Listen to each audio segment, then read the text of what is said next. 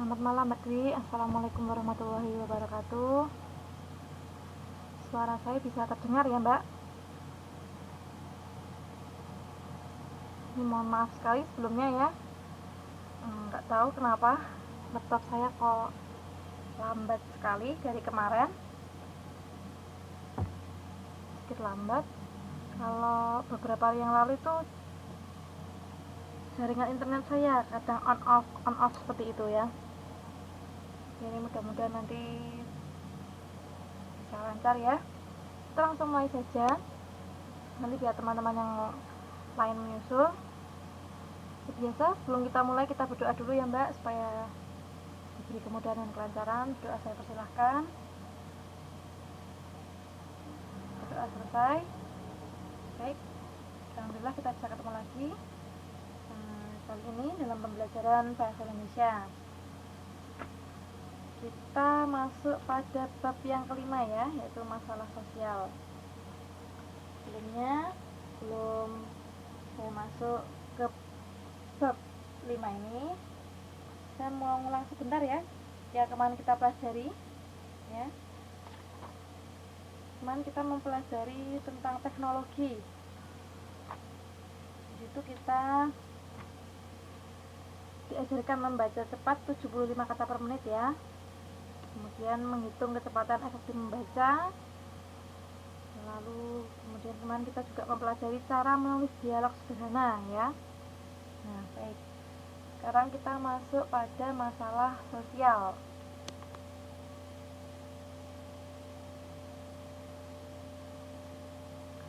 Di sini diharapkan teman-teman bisa membuat daftar pertanyaan untuk wawancara dengan narasumber.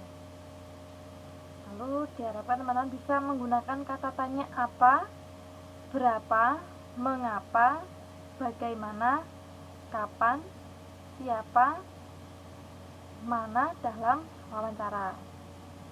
Kemudian membaca puisi dengan lafal, intonasi, dan penghayatan yang tepat. Kita konsepnya ya. Masalah sosial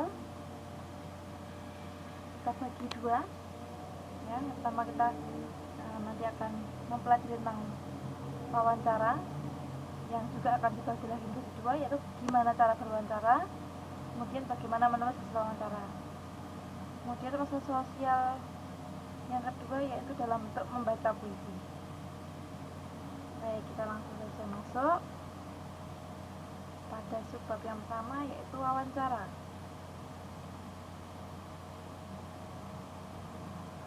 Ya, wawancara ya.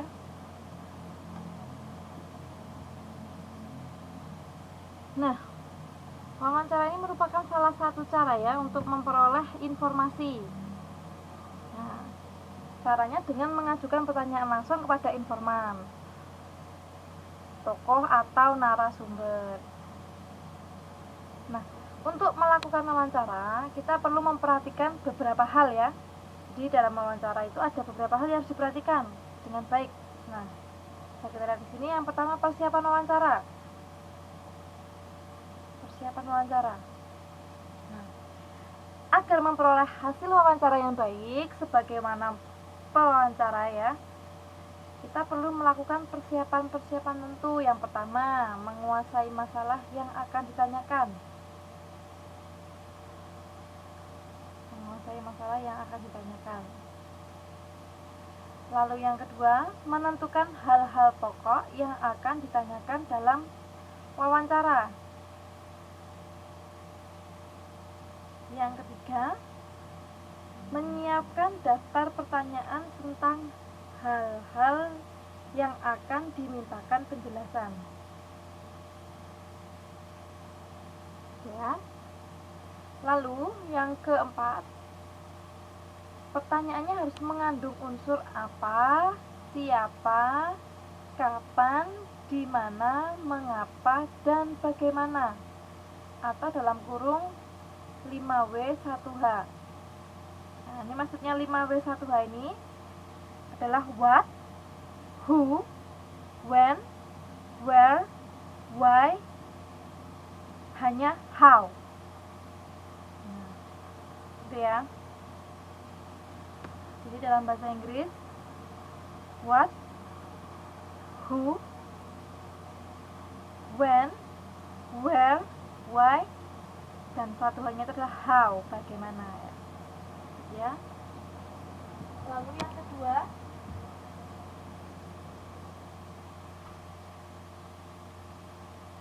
tata cara berwawancara. Tata cara berwawancara.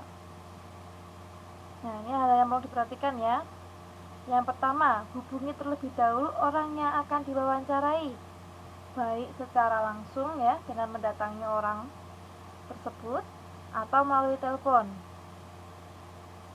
Jadi dengan kita menghubungi terlebih dahulu, kita bisa menanyakan kepada narasumber kita, dipastikan apakah dia bersedia. Kalau bersedia, kapan, terus di mana, pukul tersebut, maksudnya pukul berapa orang tersebut bisa diwawancarai. Itu yang paling utama, itu yang penting. Kemudian yang kedua, mempersiapkan daftar pertanyaan-pertanyaan sesuai topik yang dibicarakan. Ya. Yang ketiga, lalu jelaskan terlebih dahulu identitas diri sebelum mewawancarai dan kemukakan tujuan wawancara. Jadi kita harus menjelaskan dulu kita ini siapa, terus apa tujuan kita mewawancarai narasumber. Nah, kemudian yang keempat, persiapkan alat-alat yang dibutuhkan dalam wawancara, buku, alat tulis, ataupun rekaman pada saat wawancara. Karena sekarang sudah canggih ya, kita biasanya udah nggak pakai alat tulis atau buku ya, biasanya langsung kita rekam, kita video. Nah, sudah jelas maksudnya ya, situ ya, apa yang beliau katakan, apa yang beliau ungkapkan gitu.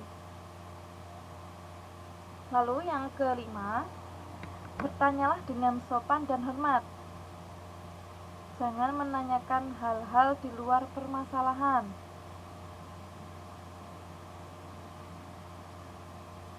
Lalu yang keenam, dengarkan keterangan atau pendapat atau informasi dari narasumber dengan sesama. Jadi usahakan tidak menyela agar keterangan dari narasumber tidak terputus. Nah, jadi saat narasumber kita menjelaskan, kita tunggu sampai beliau itu selesai menjelaskan apa yang disampaikan. Tapi biasanya kebanyakan ini ya sekarang ya, kalau kita lihat di televisi itu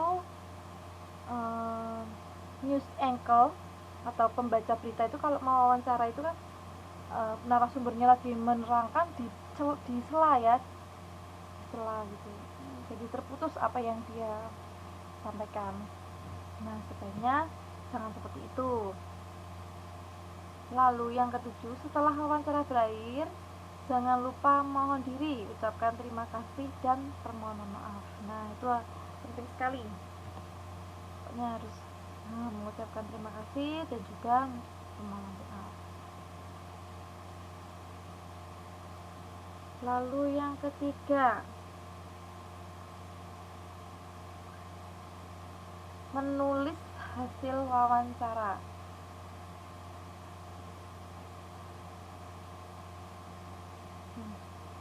Jadi ada hal-hal yang perlu diperhatikan ya dalam menulis hasil wawancara. Yang pertama, memperhatikan kaidah-kaidah bahasa baku yang berlaku. Kemudian yang kedua, hasil wawancara ditulis dengan sebenar-benarnya.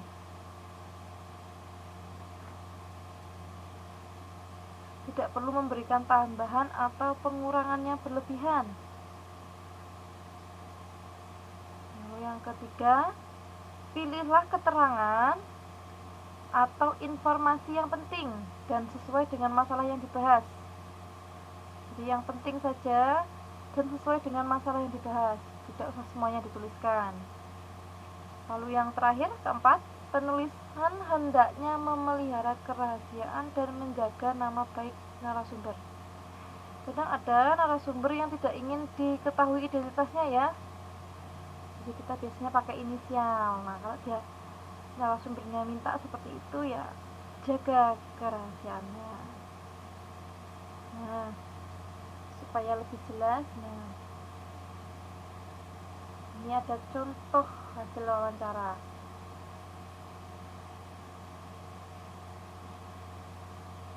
Coba ini Mbak Dwi dibaca.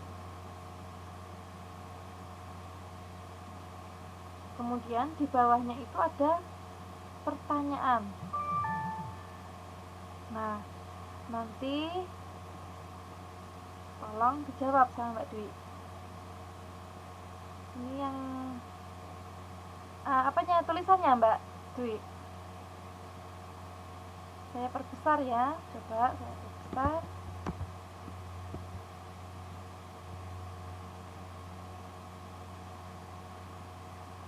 Nah, gini kebesaran tidak ini? Kebesaran tidak Mbak Dwi? Gimana?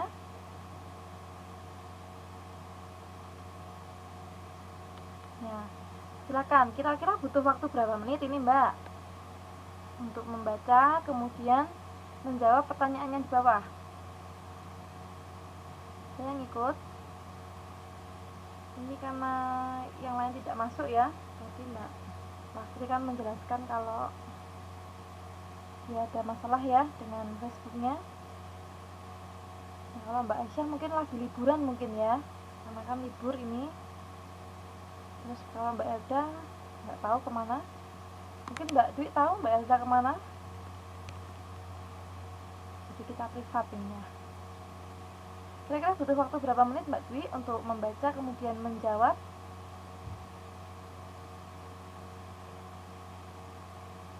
Ya kira-kira Mbak Dwi butuh waktu berapa menit? 15 menit kah? Atau 10 menit? Saya ikut aja karena ini cuma Mbak Dwi aja yang hadir ya.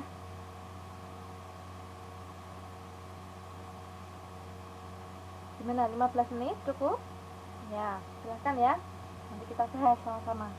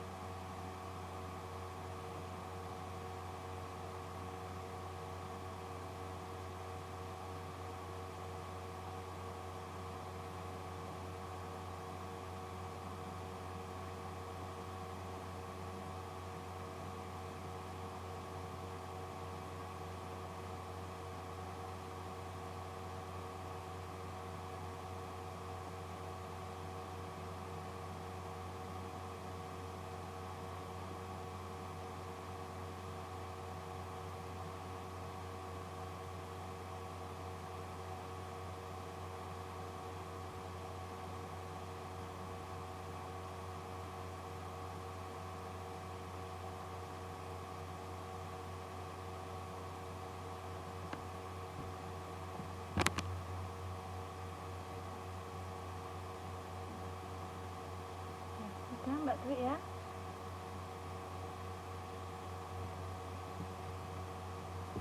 Pak kita bahas.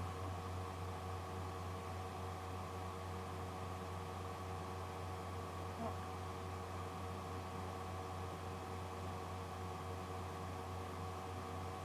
Ini kita bahas yang pertama ya. Ya, halo Mbak. Kita bahas ya. Sudah selesai Mbak Dwi mengerjakannya. Baik, yang nomor 1, apakah topik hasil wawancara yang dilaporkan oleh Santi? Jawabannya adalah sosialisasi program Semarang Pesona Asia. SPA ya, betul. Ya, terdengar ya, tapi ya berarti ya. Lalu yang nomor 2, kapan program sosialisasi Semarang Pesona Asia dilaksanakan? Ya, betul ya, jawaban Mbak Dwi dimulai pada bulan Februari 2007. Lalu nomor 3, tahukah kamu siapakah yang dimaksud dengan pedagang kaki lima? Mbak Dwi menjawabnya masyarakat yang berjualan di tepi jalan raya. Ya, boleh, atau bisa saja pedagangnya menjajakan dagangannya di pinggir jalan ya. Nah, lalu nomor 4, bagaimana cara mengatasi pedagang kaki lima yang menjajakan dagangannya di pinggir jalan? Meminta bantuan Satpol PP ya, betul ya, bisa meminta bantuan kepada, selain Satpol PP bisa minta bantuan kepada polisi juga, atau dinas pasar maupun kecamatan dan kelurahan ya untuk menertibkan PKL. Lalu 5, sebutkan barang-barang yang sering dijajakan oleh pedagang kaki lima. Buah-buahan, jajanan atau oleh-oleh. Ya, bisa ya. Mungkin pakaian juga ada ya Mbak Dwi ya, pakaian. Lalu apa? Makanan seperti kuliner itu ya. 4 ya berarti. Itu tadi mengenai wawancara. Untuk wawancara ini, sebab wawancara ini ada yang ingin ditanyakan tidak Mbak Dwi?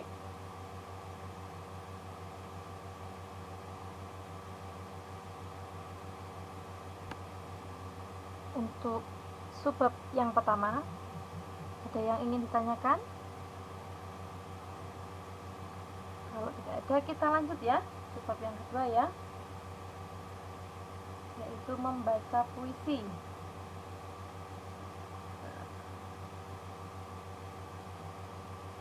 Pernah baca puisi Mbak Dwi?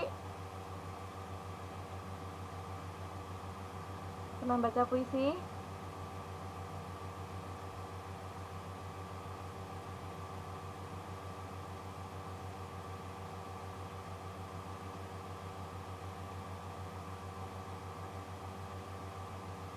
Pernah baca puisi? Tentunya membaca puisi dengan membaca buku atau membaca cerita lainnya berbeda ya.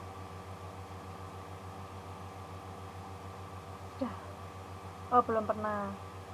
Nah, berarti perlu diperhatikan ya bahwa membaca puisi dengan membaca buku atau bacaan lainnya itu tentu saja berbeda ya.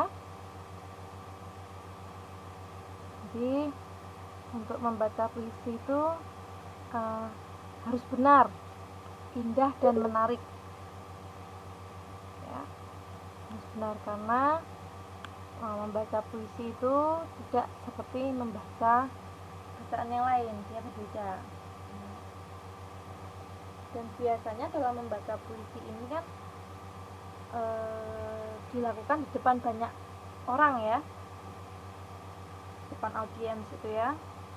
Jadi dalam membaca kita harus benar-benar memperhatikan hal-hal agar puisi yang kita baca itu bisa sampai maknanya kepada audiens atau pendengar. Nah, apa aja hal yang perlu diperhatikan? Ini dia. Ya, yang pertama harus menghayati puisi yang akan dibacakan ya. Yakni memahami maksud dan isi puisi yang akan dibacakan. Jadi maksud puisi itu tuh apa? Harus kita pahami. Nah, kalau kita sudah pahami, pada saat membaca harus kita hayati.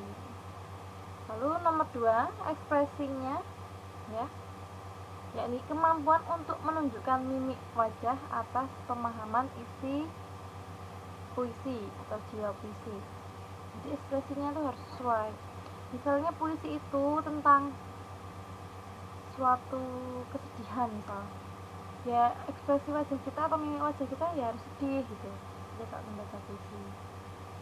Oh, ini tentang apa ya, misalnya kebahagiaan, suka, ya harus bahagia membacanya.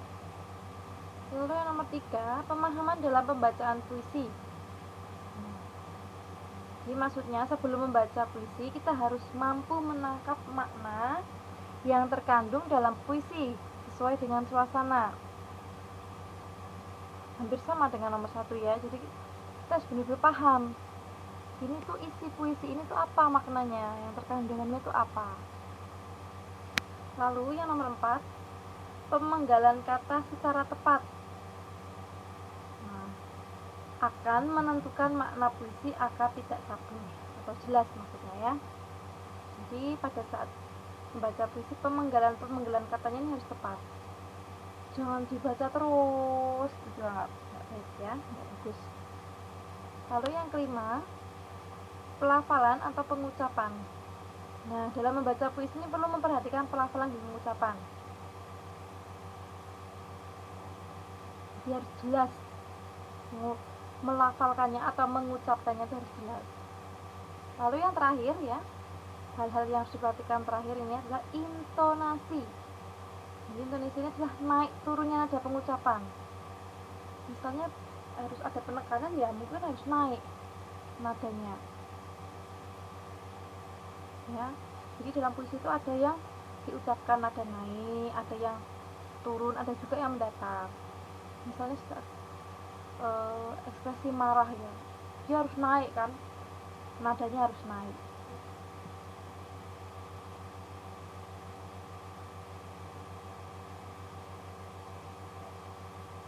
Nah, ini ada contoh di sini.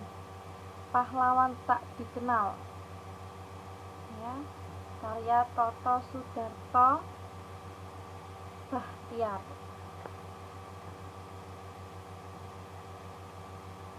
Nah, gitu ya.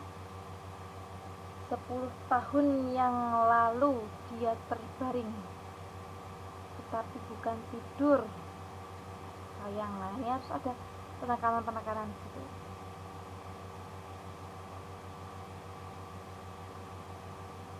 Saya minta tolong ya Mbak Dwi dibacakan.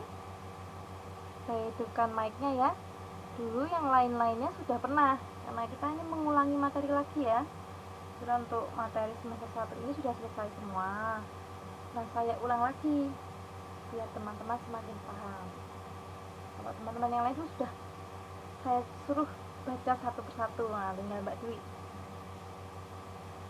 Saya pengen dengar.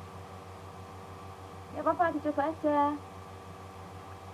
Saya pengen tahu, oh ternyata kurang ini, kurang nanti. Kalau ada kesalahan, saya koreksi seperti itu. Kayak kemarin itu Mbak Helda gitu kan, dia dibaca terus gitu. Lucu pokoknya.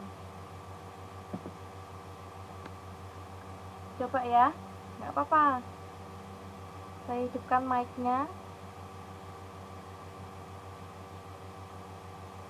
Mbak Dwi pakai headset nggak ya, Mbak?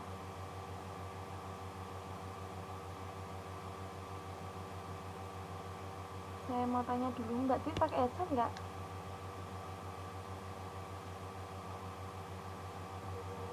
Halo Mbak, bisa saya hidupkan ya mic-nya ya? Ya, berarti bisa. Ini sudah. Halo, Assalamualaikum. Waalaikumsalam. Nah, sudah on ya? Silahkan ya, karena di sini kan Ya, perintahnya membaca puisi, biar saya tes. Nah, silahkan Mbak. sekarang ya Bu. Ya.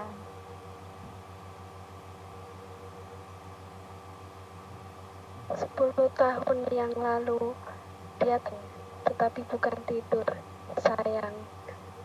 Sebuah peluru bundar di dadanya. Senyum bekunya mak. Tulisannya terlalu kecil Bu. Kecil, masih kurang besar ya. Bentar saya besarkan. Ya. Ya. Bentar ya. Sudah Mbak, segini? Ya sudah. Makasih. Sudah. Ya. 10 tahun yang lalu.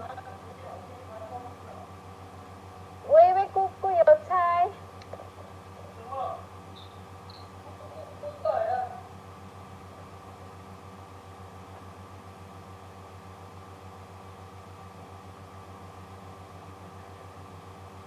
Sepuluh tahun yang lalu dia terbaring, tetapi bukan tidur sayang. Peluru bundar di dadanya. Senyum buka bekunya mau berkata, kita sedang perang. Dia tidak ingat bila mana dia datang. Kedua lengannya memeluk senapan. Dia tidak tahu untuk siapa dia datang. Kemudian dia terbaring, tapi tidur sayang. Wajah sunyi setengah tengadah, menangkap sepi padang senja. Dunia tambah beku di tengah derap dan suara menderu. Dia masih sangat muda. Hari itu 10 November. Hujan pun mulai turun. Orang-orang ingin kembali memandangnya sambil merangkai karangan bunga. Tapi yang tampak wajah diri yang tak dikenalnya. 10 tahun yang lalu dia terbaring, tapi bukan sayang.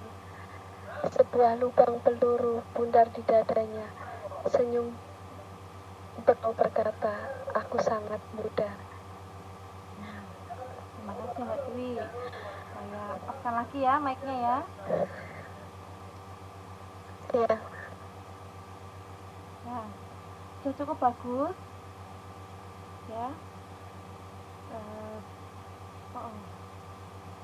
Sudah cukup bagus membacanya, cuma sepertinya terburu-buru. Ya nggak apa-apa. Sama apa namanya, penekanannya ya, penekanannya juga sedikit kurang, nggak apa-apa karena baru belajar.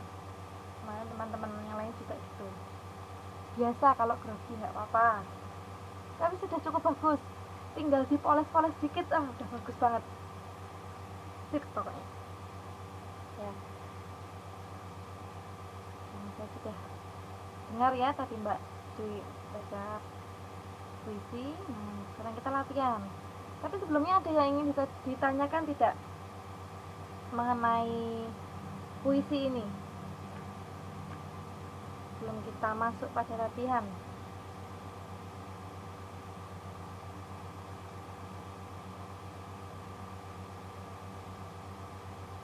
Tidak ada ya? Kalau tidak ada, coba ya. Nah, dikerjakan ya yang ini, tugas ini. Kira-kira 10 menit cukup ya Mbak ya? Kan ini tidak banyak bacaannya, 10 menit saja ya, cukup.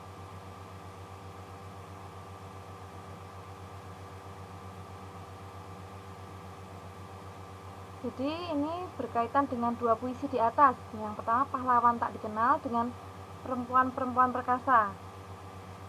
Nah, silakan dikerjakan. Ya, yang B saja. Kalau yang A terlalu panjang. Yang B saja. 10 menit ya, saya beri waktu 10 menit saja. Silakan Mbak.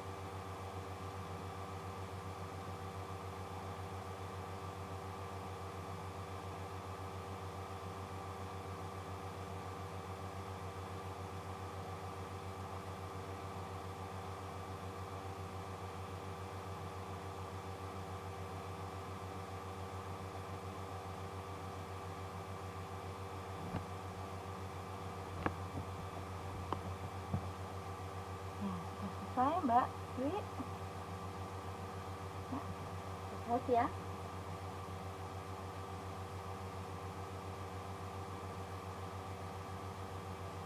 Mari kita bahas. Yang pertama, siapa yang menulis puisi Pahlawan Tak Dikenal? Toto Sudarto Bachtiar, betul ya. Bagaimana suasana atau latar puisi Tak Dikenal?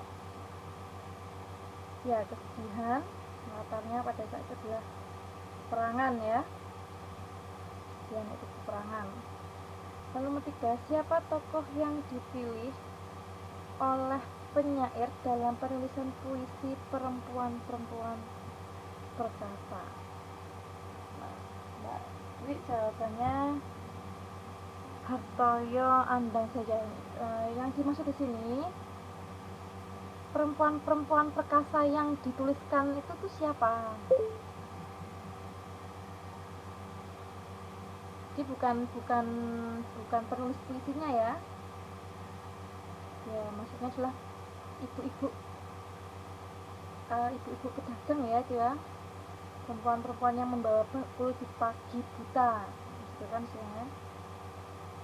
Ibu-ibu pedagang, entah dia berjualan di dalam kereta maupun di pasar-pasar kota ya. Nah, yang dimaksud situ yang nomor 3. Di perempuan-perempuan perkasa itu adalah ibu-ibu pedagang yang datang dari desa ke kota untuk menghidupi keluarganya. Lalu nomor 4, jelaskan apa yang dilakukan tokoh dalam puisi perempuan-perempuan perkasa. Ya, betul ya, seorang perempuan yang berjuang mencari nafkah dengan cara berdagang di dalam gerbong kereta maupun di pasar-pasar kota. Nah, itu kan ada tulisannya ya, mereka berlomba dengan surya menuju ke gerbang kota. Mereka hidup di pasar-pasar kota. Gitu. Lalu nomor 5, jelaskan sumbangan para tokoh dalam puisi perempuan-perempuan perkasa. Maksudnya sumbangan itu maksudnya apa yang dilakukan dia. Ya, dengan begitu tuh dia memberikan apa gitu ya, dia menghidupi desa demi desa itu kan ada ya keterangan terakhir ya, puisi yang terakhir ya, mereka cinta kasih yang bergerak menghidupi desa demi desa. Jadi sumbangan yang diberikan adalah menghidupi desa. Dengan mereka mencari nafkah, mereka bisa menghidupi desa mereka ya kan, bisa menghidupi desa mereka, dimulai dari keluarga mereka. Kemudian itu ya, jelas ya Mbak. Nah, karena sudah selesai untuk ini,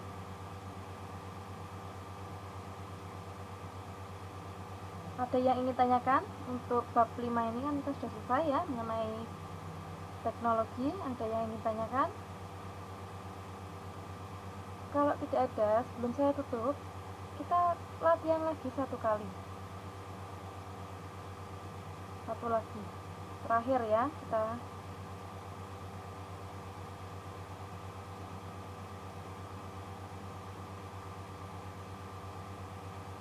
Nah, kerjakan yang A ya Mbak. Yang A, silahkan. Ada yang ingin ditanyakan tidak Mbak Dwi sebelum kita latihan lagi? Tidak ada? Ada yang ingin tanyakan saya? Kalau tidak ada, nah coba kerjakan yang A itu ya, pilihlah jawaban yang paling tepat. 5 menit saja ya, kira-kira cukup ya. Nah, ini Mbak Aisyah baru hadir nih. Selamat datang Mbak Aisyah.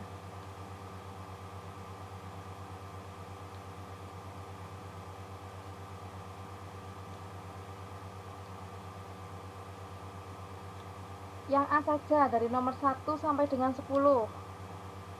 Yang A saja nomor 1 sampai dengan 10.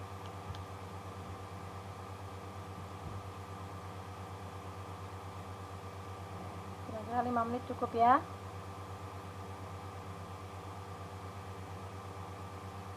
Baik, silakan teman-teman.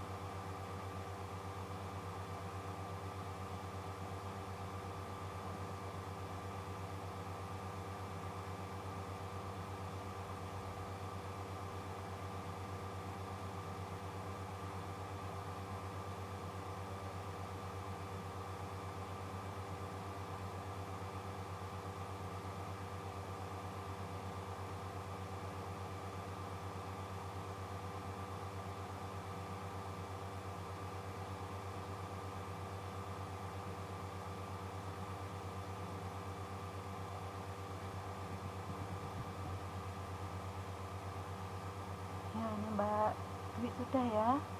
Mbak Isya gimana? Sudah belum?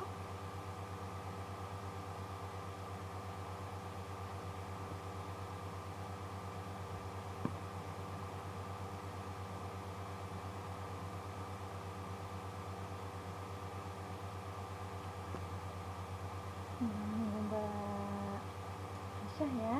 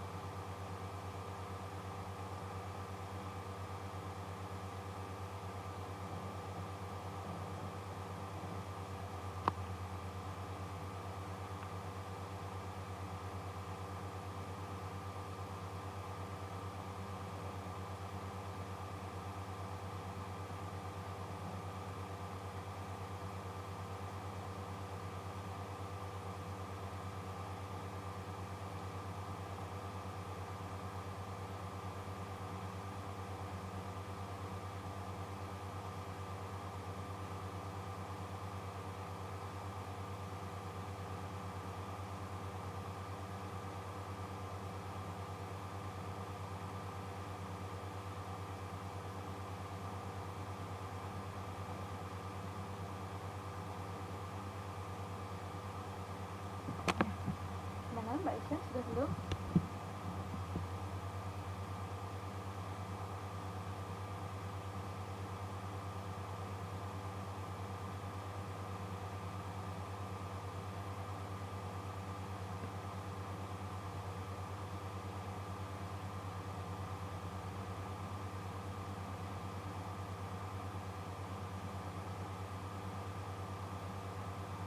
Apa Mbak Isya ya?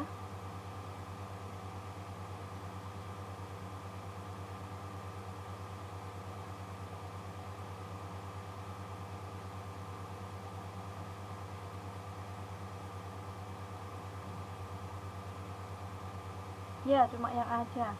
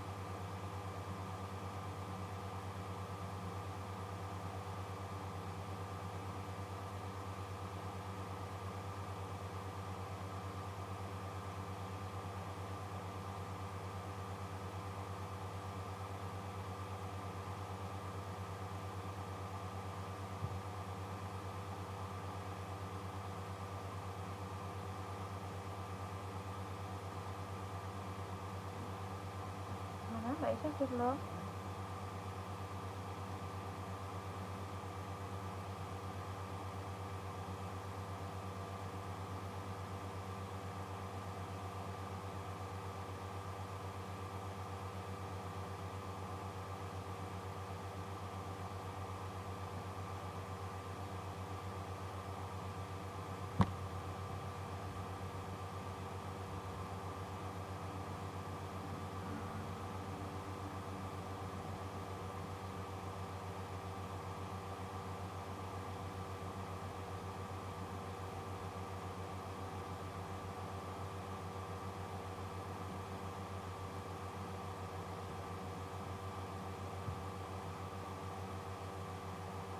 Nah, baiknya Mbak. Saya sudah jawab ya. Kita jawab sama-sama, kita bahas sama-sama. Yang pertama, suatu cara untuk mengumpulkan dan memperoleh informasi dengan mengajukan pertanyaan langsung kepada informan atau narasumber disebut D. Wawancara ya. Lalu yang kedua, agar memperoleh hasil wawancara yang baik perlu mempersiapkan hal-hal berikut ini, kecuali B ya, menyiapkan pakaian yang baik. Nah, Mbak Dwi ini yang B Mbak, di dalam memperoleh hasil wawancara yang baik kita perlu mempersiapkan hal-hal berikut, kecuali kecuali ya menyiapkan pakaian yang baik. Nomor 3, penulisan hasil wawancara perlu menggunakan bahasa baku. Lalu nomor 4, topik wawancara antara Santi dan Dr. Sumaryono MM adalah Semarang Pesona Asia. Ya. Nomor 5, orang yang memberikan informasi dalam wawancara disebut B. narasumber. Lalu nomor 6, dalam membaca puisi di depan kelas harus C ya, benar, indah, dan menarik. Nomor 7, kemampuan dalam mewujudkan mimik wajah disebut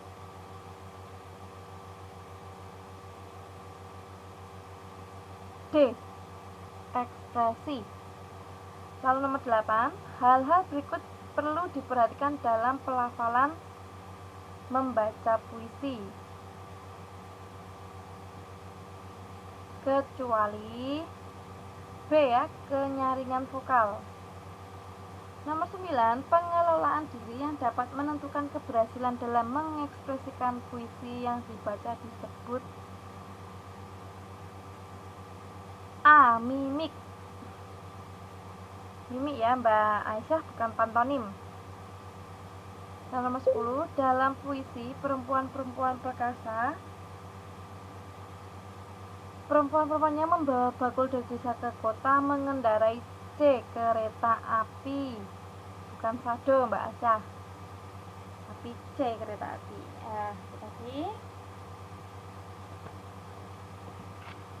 Sudah paham ya?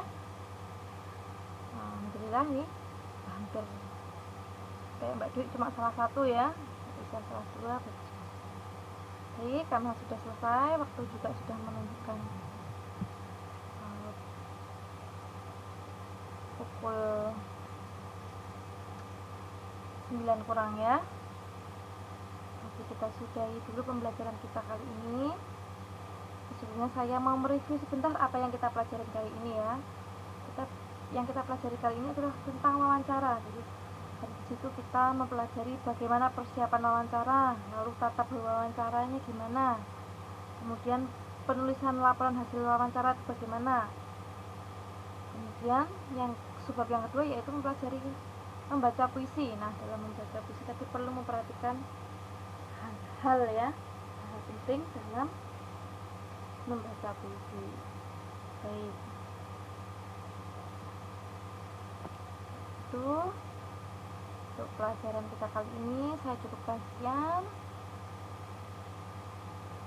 Dan seperti biasa, mari kita mengucap hamdalah bersama-sama. Alhamdulillah karena sudah diberi kemudahan dan kelancaran untuk hari ini. Terima kasih untuk teman-teman atas perhatiannya. Semoga bermanfaat ilmunya. Mohon maaf kalau ada kurang-kurangnya. Sekian dari saya. Wassalamualaikum warahmatullahi wabarakatuh.